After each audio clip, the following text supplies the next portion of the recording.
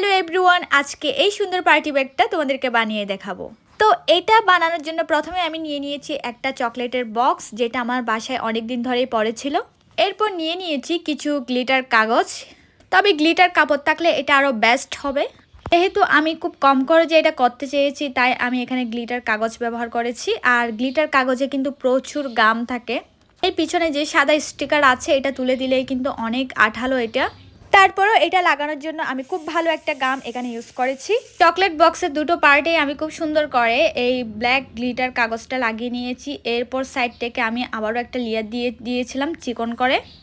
এরপর বক্সের part দুটাকেই join করার জন্য পাশে আমি একটু মোটা করে একটা গ্লিটার কাগজ অ্যাড করে দিয়েছি। এবার গ্লিটার কাগজ দিয়ে মেক করে উপরে একটা হুক এবং পুঁতি দিয়ে দিয়েছি, যাতে এটা খুব সুন্দরভাবে অ্যাটাচ করতে পারি। তো অবশ্যই কমেন্ট করে জানাবেন আমার আজকের এই পার্টি হ্যান্ডব্যাগটা আপনাদের কাছে কেমন লেগেছে।